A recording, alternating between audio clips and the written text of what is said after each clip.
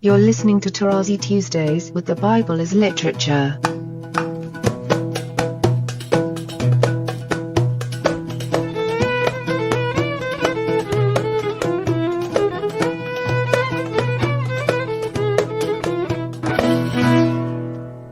Hi, this is Father Mark Boulos, and you are listening to Tarazi Tuesdays with the Bible as Literature podcast. This week, Father Paul continues his discussion of Genesis chapter 25, reminding us that the more you know Scripture, the more you know Scripture. I am delighted to introduce Father Paul on the Bible as Literature podcast, Tarazi Tuesdays. One more time, I need to repeat that. One has to know Scripture, and my classic statement is, the more you know Scripture, the more you know Scripture. You don't have to read books and go to the seminary, because then you will learn theology, obviously. But verse 5 is important, 5 and 6, because it underscores still the uniqueness of Isaac. But we should all remember that Isaac is very tricky because he did not come out of the human seed of Abraham. We know the story of Abraham and Sarai laughing at God and so on, and they were too old, and Sarah did not have any more her menstruation. And the people say, but it could have happened that the text does not say that he did not sleep with her. I mean, that's ridiculous. The text says that he slept with Hagar, but it doesn't say that he slept with Sarah, because it's ridiculous. And that is the whole story of Isaac. Once more, God is making fun of us. But that's not how we approach it theologically, because we want to be like Isaac. But according to Paul, to be like Isaac means to be the son of the promise. Very interesting, this Galatians. He doesn't say the first one was according to the flesh, the second one according to the spirit, which is the classic, if you like, pair in Paul. But specifically at that point, and only at that point, he refers to Isaac as being according to the promise. Again, very important to remember the texts, the way they were written, not the way they were reflected in Sunday school material. And this uniqueness of Isaac is underscored in verse 6, where we hear, but the sons of his concubines. So the text is a little bit specific here, that the women with whom Abraham slept are not considered his wife. But the wife of Abraham, Sarah, and again, that's the trick, she gave birth to Isaac according to the promise of God, without the intervention of Abraham. So they went eastward to the east country. This is an expression that brings you back to Eden and outside Eden and so on and so forth. But it is the earth on which we all live. But Isaac is special. And yet, still before moving to the Toledot of Isaac, we have again a very important aside. These are the days of the years of Abraham's life, 175 years. Abraham breathed his last and died in a good old age, an old man full of years, and was gathered to his people. You see how the English, to his people, you think to his skin. This is the only way you understand it, and don't tell me no. But the original Hebrew is his peoples. This is intended. This reminds me of my comments on Ezekiel, where we have in English people, whereas in Hebrew we have peoples, speaking of Israel as one nation. And I explained there that the author on purpose is equalizing between the stubbornness of Israel and that of the nations, and Ezekiel pushes the issue by saying, well, they will not listen to you, although if I would have sent you to people whose language you do not know, they will readily accept your message. These are ironic twists, and again, I know my hearers are tired of my stressing this point, but I cannot afford not to stress it. Unless you convince yourself that you have to look for irony in Scripture, you will never understand it. You see how all of us are very serious about ourselves. Listen, for instance, to a bulk of Christians that speak so highly of the theology of their own church and are ironical when they refer to the theology of another church. It's classic. But this is not what the Bible is leading you to. So he was gathered to his peoples. You have to hear it in the original. And then, without repeating, we have Isaac and Ishmael gathered together at the occasion of the burial of their father in the field of Ephron, the Hittite east of Mamre, and then at the end they will both be buried there. Okay? The field which Abraham purchased from the Hittites. Then Abraham was buried with Sarah, his wife. You remember Genesis 23. He wanted that place to bury his wife. And after the death of Abraham, God blessed Isaac, his son.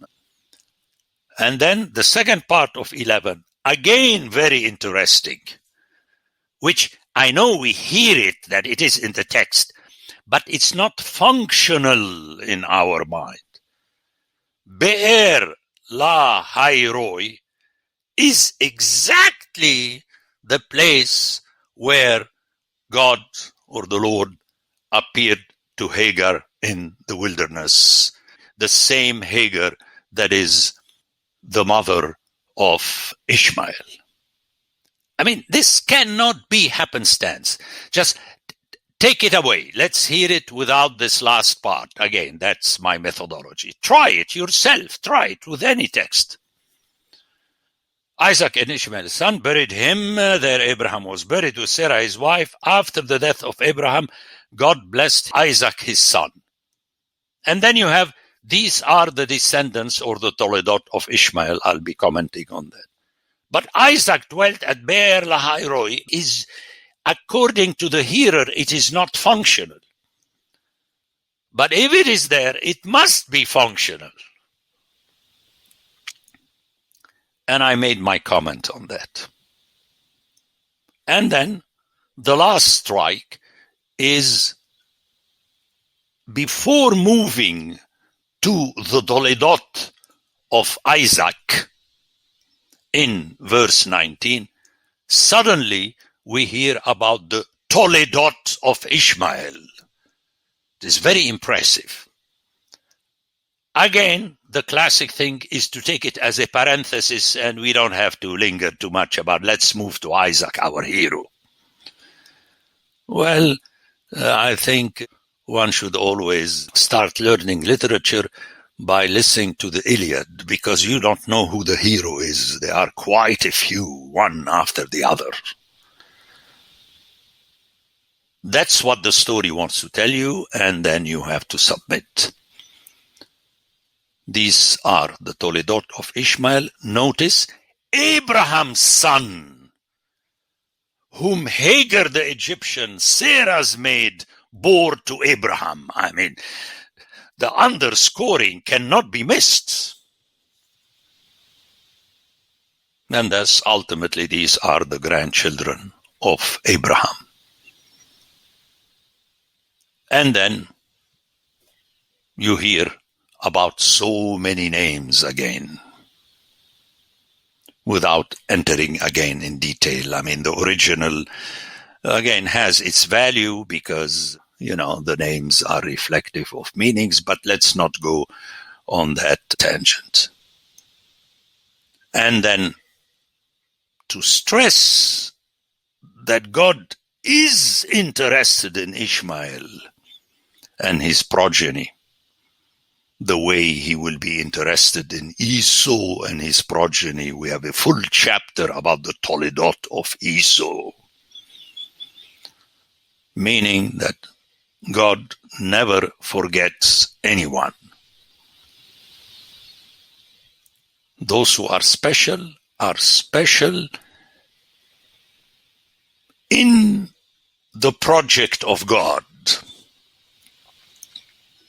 In other words, you are functional in a special way.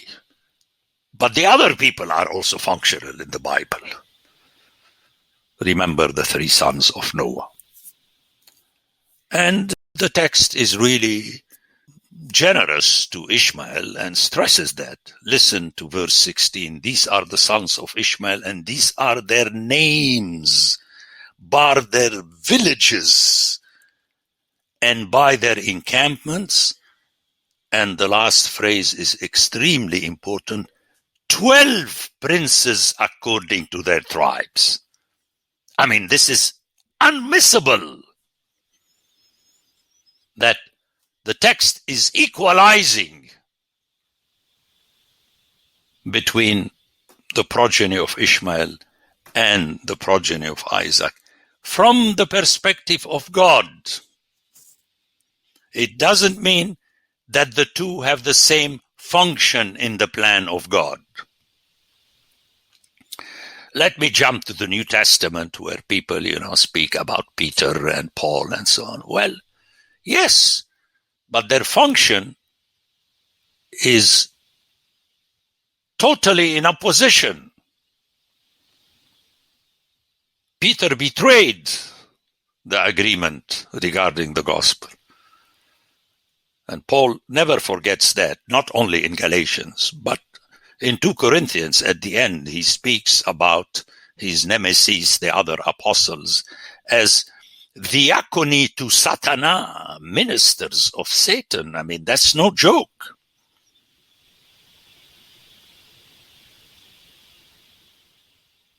So, we should learn this. And let me jump to these 2 examples of the Nahash, the so-called serpent, the beast of the field in Genesis 3, and Satan in the book of Job.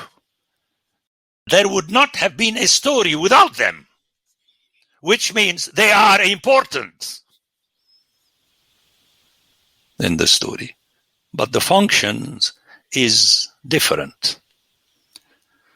Let me repeat. We are not allowed, unless we are baptized in exceptionalism, and obviously every one of us considers oneself as exceptional. I mean, this is obvious. If we start going on that path and imagine that per se you are exceptional, then you end up, as you know, we're living all this and racism and colonialism and so on and so forth, and is a lesser, follow the news about all these cemeteries in the Canadian camps or schools. I mean, it's the way it is. So if we need to keep the hope that is offered us in Scripture, we should start to be serious about it. And then, these are the years of the life of Ishmael, 137 years. He breathed his last and died and was gathered to his peoples. Notice the English. With Abraham, it says people, or at least the RSV, and here kindred. In other words, you choose nice words to express something that would please your hearers. This is not how the scripture works. I mean, scripture is irritating because it doesn't please anyone.